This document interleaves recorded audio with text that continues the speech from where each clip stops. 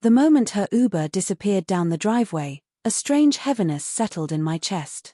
I couldn't quite explain it, just an instinctive warning I tried to ignore.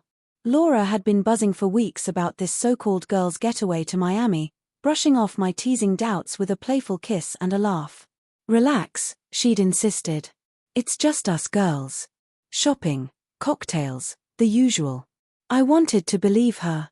She was my wife, after all. But 3 hours later, as I sat at my desk nursing a cup of coffee gone lukewarm, an email notification lit up my screen. The subject line froze me in place: "You deserve to know the truth about your marriage." My pulse hammered as I opened it. No name, no signature, just words sharp enough to cut through me. "Your wife isn't in Miami on a girls' trip. She's with another man. They've been seeing each other for months. Tonight. Look at her phone records. The proof is there." I read it again. And again. Each line burned deeper, feeding the storm already twisting in my gut. Was this a sick joke? A mistake? Or the confirmation of a suspicion I'd buried for too long? That evening, Laura called. Her tone was bright, too bright. "Hey, babe, we just got in. The hotel's gorgeous. You'd love the view." I forced a smile she couldn't see. "That's nice. Who all made it?" She rattled off a handful of names I barely recognized. Her laughter sounded rehearsed, as if she'd practiced it in the mirror. "Anyway, I'll call you later. The girls want dinner." "Sure," I said evenly. "Have fun." The line went dead, leaving me staring at the phone, my chest tight. The email's warning echoed: "Check her phone records." That night, I logged into our shared account. My breath caught when I saw it, a single number repeating over and over. Long calls, sometimes lasting an hour, almost always late at night. Saved under nothing more than the letter D. I stared at the screen until the digits blurred, each one another twist of the knife. D, so simple. So mocking. The next day, I decided to push her. "So, how's Miami?" I asked when she called. "Oh, amazing," she gushed. "We're on our way to the beach. The weather's perfect." As she spoke, I opened Instagram on my laptop and pulled up one of the friends she'd claimed was there with her. No beach shots. No palm trees. Just a story of her sipping coffee at a cafe in Chicago. Posted an hour ago. My stomach dropped. "Who are you with right now?" I asked sharply. She hesitated, then laughed. "The girls." Why? But the pause had already betrayed her. That night, I couldn't sleep. I sat alone in the dark, replaying our marriage in fragments. The late nights. The excuses. The way she guarded her phone like it held state secrets. And that one evening she came home smelling of a man's cologne. When I asked, she brushed it off with a laugh. Must have been the Uber driver. Back then, I wanted so badly to take her at her word. But now, the fragments of doubt were sliding into place, forming a picture I couldn't ignore. By the third day, my patience was gone. I picked up the phone and dialed one of the women she claimed to be traveling with. "Hi, this is Mark, Laura's husband. Quick question. Are you actually in Miami with her?" There was a pause, then a nervous chuckle. "No, I'm at home." "Why?" My throat tightened. "Thanks," I muttered, cutting the call before she could probe further. The truth hit like waves crashing against me, each one harder than the last. Laura hadn't just lied, she had engineered an entire performance, a play so convincing I almost applauded her skill.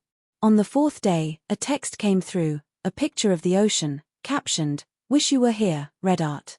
My hands shook as I zoomed in.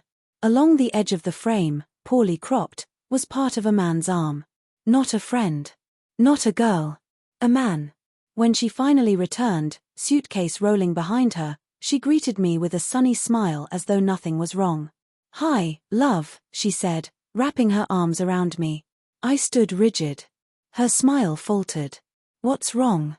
Wordlessly, I handed her a printed copy of the phone records. "Who's D?"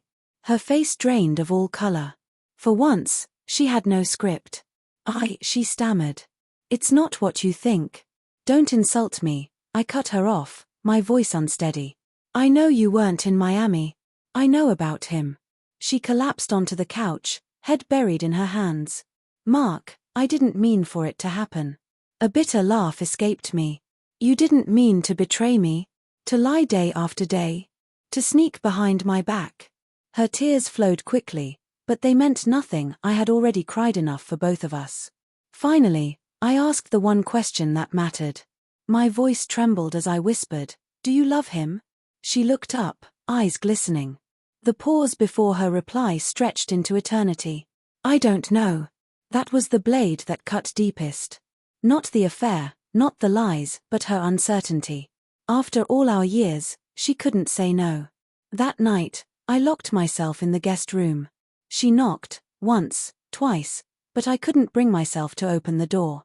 Lying there, staring at the ceiling, I realized betrayal doesn't just destroy trust, it destroys the version of yourself that believed you were safe, wanted, chosen.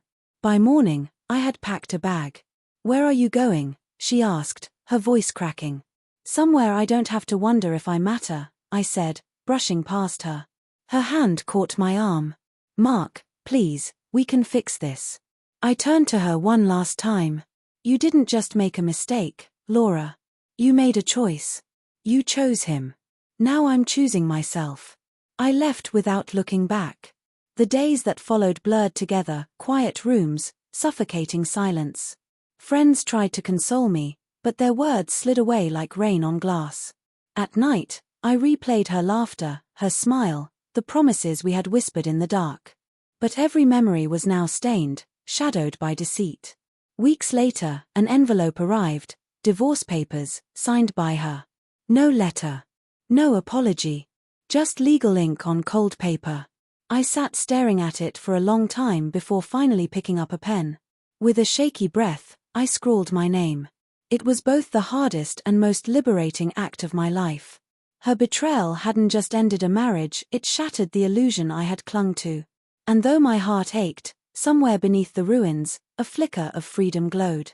For the first time in years, I wasn't trapped inside her lie.